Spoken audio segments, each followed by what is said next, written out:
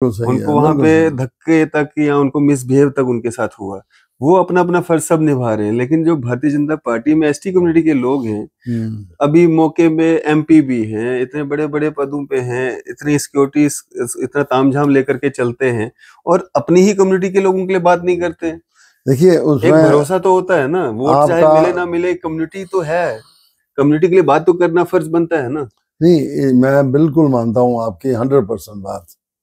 आपका इशारा मेरी तरफ ही हो सकता है, मैं वो भी मानता हूँ। मैं भाजपा नहीं में जितने एसटी कम्युनिटी नहीं के नहीं, लोग हैं, वही है मेरा ना। इशारा उन सब के देखिए साथ मैं बताऊं कि तरफ है। मेरी तो सर्जरी हुई है, मैं बाहर जा ही नहीं पाया, मेरा कांटेक्ट किसी के साथ नहीं है। लेकिन फिर भी जहाँ चाहे एडमिनिस्ट्रेशन हो, अपने लेवल पे मैंने, या हमारे कुछ साथी हैं उनसे मेरी जरूर बात हुई होगी। अब मैं I was on bed definitely, तो आप आए हैं तो ये है, जज्बा तो है, और जो कुछ हुआ है ये बिल्कुल गलत हुआ है, ये मैं कहता हूँ। यानी इससे हमारी एडमिनिस्ट्रेशन का भी पता लगता है वेयर वी स्टैंड। अगर इतने आदमी गुम हो रहे हों और आज तक हमें पता नहीं लग रहा है, और अगर इतना जुर्म ज्यादती हो रही है, FIR नहीं दर्ज हो रही है, ये कहाँ का इंसाफ है? ये हर किसी इंसाफ नहीं है। और मैं मुबारकबाद देता हूँ कुछ हमारे जो लोग हैं जो मैदान में ओपनली आए, एक्टिविस्ट आए, मैं उनको मुबारकबाद देता हूँ कि उनको अपना कोई पर्सनल इंटरेस्ट नहीं है, उनको कम्युनिटी का इंटरेस्ट है। वो कम्युनिटी का इंटरेस्ट लेके जो बाहर आए, मैं उनको मुबारकबाद देता हूँ, मेरी हमदर्दी है उनके साथ। पूर्व मंत्री व भाजपा सीनियर नेता अब्दुल गनी कोहली साहब हमारे साथ मौजूद हैं, बात करेंगे। कोहली साहब, आप जैसे दिग्गज नेता होते हुए गुज्जर बकरवाल कम्युनिटी के लोगों के साथ क्या कुछ नहीं हो रहा है? अगर हम बिलावर की बात करें, बुद्धल की बात करें, देवसर की बात करें, जाने जा रही हैं लोगों की, पता नहीं चल पा रहा है कौन लोग हैं मारने वाले। ये क्या रहा है एसटी कम्युनिटी के साथ? नहीं, ऐसे तो एक इंसानी मामला है, जिस ढंग से ये सब एक्ट हुए हैं, ये एक इंसानी मामला है, और उसमें हर हिंदू मुसलमान को सोचना चाहिए कि जिस ढंग से ये जुल्म और सितम हो रहा है, और दूसरे हाल में ठीक है हो भी रहा है गुजर कम्युनिटी के साथ, तो ये बड़ी दुखदेही की बात है, बदकिस्मती की बात है, जो नहीं होना चाहिए था जिस ढंग से ये वाक़या हुए हैं। लेकिन एक बात की थोड़ी सी मुझे इस बात से थोड़ा मुतमईन हो जाता हूँ कि हमारे कुछ एक्टिविस्ट हैं, जवान हैं, कम से कम वो इन बातों को समझते हैं। उन्होंने इस बात को जो है काफ़ी हद तक आगे बढ़ाया है, प्रोटेस्ट भी किया है, अपने जो जायज़ बात थी वो कोशिश की है गवर्नमेंट के नोटिस में लाने की, ताकि आइंदा ऐसे वाक़यात ना हों, और जो वाक़यात हुए हैं उनका भी कुछ न कुछ हाल जो है वो होना चाहिए, दिस वे दैट वे। तो सब लेकिन आप या आप जैसे जो बाकी लोग भारतीय जनता पार्टी के अंदर हैं, बाकी लोग तो अपना अपना सोशल एक्टिविस्ट काम कर रहे हैं, हर जगह पे काम कर रहे हैं। लेकिन अगर हम खटाना साहब की बात करें, अभी एमपी हैं वो, उन्होंने बात नहीं की। एसटी एक विंग है आपका पूरा, किसी ने कोई बात नहीं की, कोई सड़कों पे नहीं उतरा, कोई उनकी वेलफेयर के लिए बात नहीं कर रहा है। उनके जो कातिल हैं या क्या हुआ उनके साथ, कहाँ वो गुम हो गए, कैसे हुआ, उनकी कोई बात नहीं कर रहा है। मैं भारतीय जनता पार्टी में जो लोग हैं उनकी बात कर रहा हूँ कि वो क्यों नहीं अपने इस कम्युनिटी की बात करते हैं। देखिए, मैं तो कहता हूँ जिस ढंग से ये वाक़यात हुए हैं, पता नहीं लग रहा है लोगों का, उसमें ये सिर्फ गुज्जर बकरवाल के लिए नहीं है, बल्कि मैं तो कहता हूँ कि हर वो इंसान जो इंसानियत का जज्बा रखता है उसको इस बात में आगे आना चाहिए। लेकिन बीजेपी में जो एसटी कम्युनिटी के लोग हैं वो क्यों नहीं बात करते? नहीं, डर है किसी मैं बात तो का? ये कहता हूँ कि बीजेपी के जो लोग हैं खुद बजाते खुद, उनको भी जो जायज बात है वो कहनी चाहिए। उसमें तो यानी कौन कहेगा कि जायज बात ना कहो, या तो गलत बात हो। लेकिन हम कहीं सब नहीं, पक्के हिंदुस्तानी है, कही नहीं, हिंदुस्तानी है। ना खटाना साहब ने कही, ना आपने कही, ना और किसी ने कही। नहीं, मैं तो ये कहता हूँ चाहे हिंदू भाई भी क्यों ना बीजेपी के हों, मैं कह रहा हूँ उनको भी कहना हिंदू चाहिए। भाई बाकी कम्युनिटीज बाद में बोलेंगी, पहले तो एसटी कम्युनिटी के लोगों को बोलना चाहिए। नहीं यार, इंसानियत का जब मामला जो हो लीड ना, करते हैं। देखिए मैं बताऊं, वहाँ ये लोग हैं, कश्मीर के लोग हैं, वो वोट कहाँ मुझे नहीं देते हैं, या हमारे खिलाने को, या किसी एससी को वोट थोड़ा देते हैं। या बिलावर में जो वाकया हुआ, वो तो कंसर्न जो MLA है, या उसी के साथ उठना बैठना हिंदुओं के साथ होगा ना।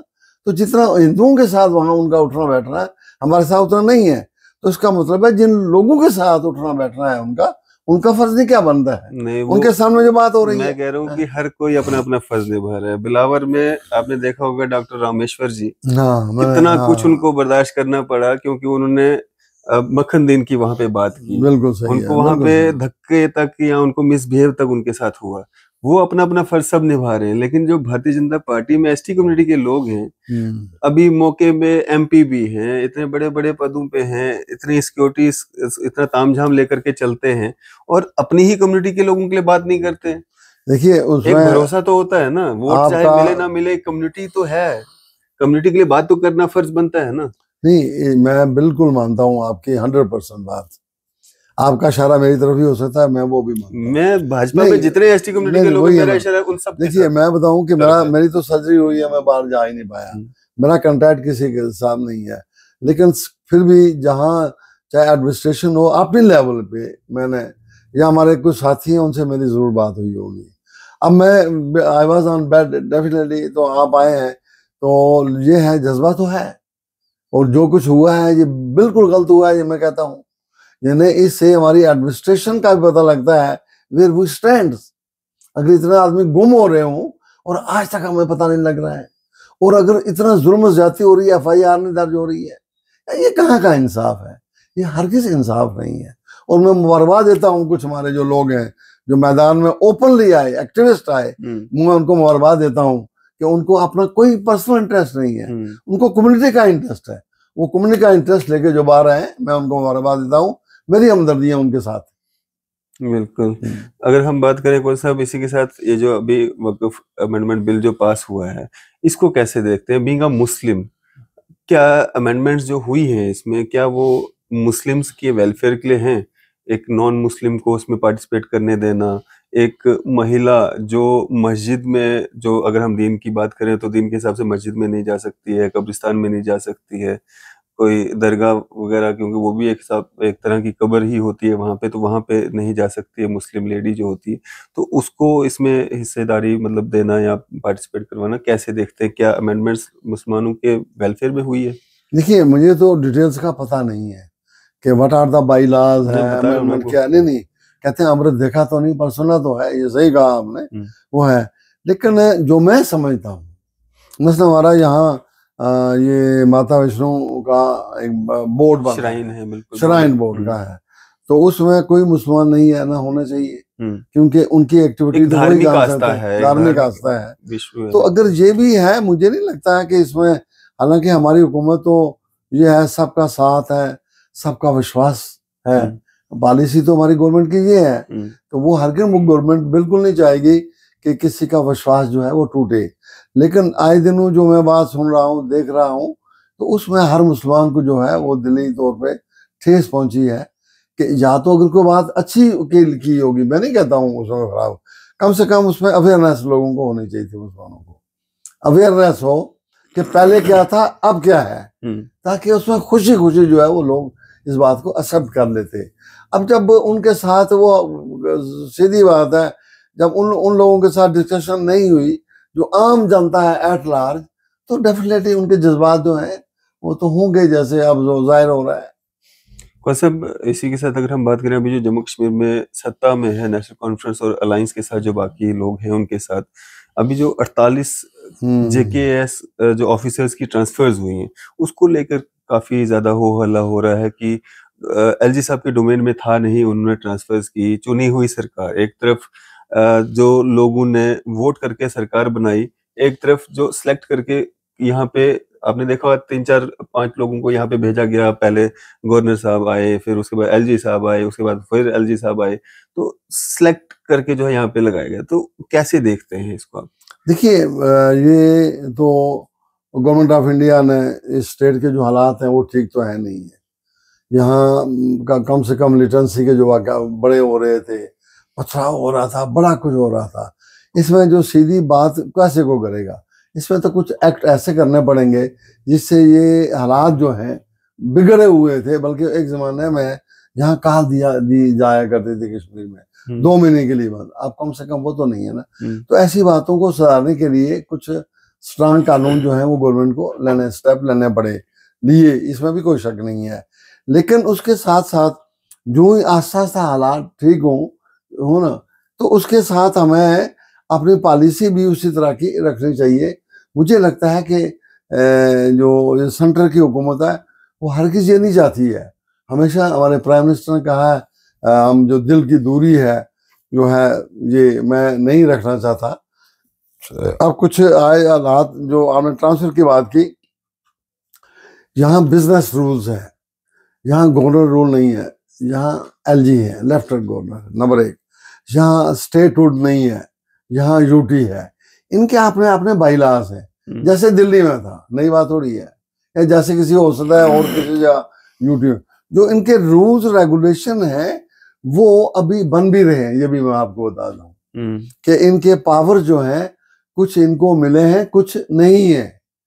ये इसमें तो कोई शक नहीं है कि जब लोगों की हुकूमत आए तो लोगों की बात चलनी चाहिए, सीधी बात है, इसमें दो राय आर्ग्यू नहीं है। मैं ये सवाल आपसे पूछना चाह रहा था, हाँ, क्योंकि लोगों ने जिन लोगों को चुन के भेजा है पावर उनके पास होनी चाहिए या पावर, मैंने बता दिया। लेकिन उसके साथ दूसरी बात ये है कि यहाँ ये सिस्टम रूटीन का सिस्टम नहीं था, ये यूटी थी, ठीक है ना। यूटी को अगर अब पावर मिलने हैं, पहले स्टेटहुड मिलना चाहिए, वो भी नहीं मिला अभी तक, नहीं मिला, नंबर 1। नंबर 2, बिजनेस रूल्स में कुछ पावर गवर्नर के पास होते हैं, एलजी के पास, और कुछ एडमिनिस्ट्रेशन के पास। अभी तक वो things are not very clear, अभी जो है वो चल रहा है सिलसिला। मुझे लगता है आज दोनों ये कम से कम बात क्लियर हो जाएगी। लेकिन एज एन टुडे ये डोमेन इस गवर्नमेंट में नहीं था। वो ऐसे है जैसे मैं बताऊं लॉ एंड ऑर्डर की बात हो, ठीक है ना, वो एलजी के पास था। उस लॉ एंड ऑर्डर को मेंटेन करने के लिए उनको मजिस्ट्रेट वगैरह की जरूरत पड़ती है। तो मुझे लगता है कि अभी तक ये मामला जो है वो उसी रेफरेंस से उनके पास होगा। तो मुझे लगता है अब ये हमारे ऑनरेबल होम मिनिस्टर आ रहे हैं 1-2 दिन में आगे, तो ये मामला जो है ये सेटल हो जाएगा। इसमें उतनी वो बात आगे जाने की नहीं है, न जाना चाहिए। कोहली साहब, जहाँ एक तरफ कश्मीर किया जाता है कि कश्मीर में ऐसा था और आज ऐसा है, वहीं कश्मीर जैसे हालात अब जम्मू में बन रहे हैं, कठुआ में आज भी सर्च ऑपरेशन चल रहा है। पिछले दिनों आपने देखा हमारे कितने जवान वहां पे शहीद हुए, कितने जख्मी हुए, हालांकि कुछ आतंकवादी भी वहां पे मारे गए। अभी भी वहां पे सस्पेक्ट जो है वो देखे जाने की बात कही जा रही है, अभी भी सर्च ऑपरेशन चल रहे हैं। हालात कहाँ सुधरे? देखिए वो एक कहावत है असीदा बैठे हैं चोटनी बैठने देंगे। यहाँ के जो हालात हैं इनको खराब करने वाली हमारा पड़ोसी देश है। वो किसी ना किसी ढंग से इन्फिल्ट्रेशन करता है, या ड्रोन की हालात वजह से है, तो वो उसकी उस पॉलिसी है। अब कश्मीर में काफी हद तक ये बात कम हुई, गवर्नमेंट ने काफी स्ट्रिक्ट मेजर लिए, उसकी वजह से वहां थोड़ी सी बात जो है। अब यहाँ भी जो इन्होंने स्टार्ट किया है, मुझे नहीं लगता है कि वो ये करके अपने मिशन में कामयाब होंगे। ये खामखा लोगों को परेशान करने की बात है। जो मुल्क को कर रहा है वो हमारे मुसलमानों की अगर वो हमदर्द है, वो मुसलमानों का हमदर्द नहीं है। मुसलमानों को ज्यादा परेशानियां हो रही हैं जो वो एक्ट कर रहे हैं जी। तो वैसे भी हम मुसलमान यहाँ के हिंदुस्तानी है, उसमें दो राय है नहीं है। अगर वो मुसलमान समझ के करता है तो ये मुसलमानों को परेशान करने की बात है। सब क्या एक मैसेज रहेगा आम जनता के लिए? बस ये देखो तो तेल की दहार देखो, और मुझे लगता है कि आने वाले दिन जो है ये सब जो देखिए ना, मामला हल्का बहुत है। जब आपस में थोड़ी सी लड़ाई हो, हालात खराब हो, उसके बाद एक फैसला होता है। इस वक्त जो नया यूटी था, हमारी हुकूमत बनी है यहाँ की नई, मुबारक हो इसके।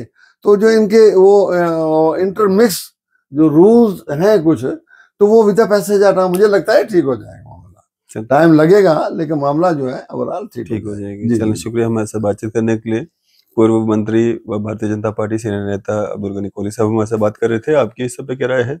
आप भी अपनी राय जो है जरूर साझा कीजिएगा। इसी तरह की मज़ीद अपडेट्स के लिए आप देखते रहें न्यूज़ शहर इंडिया।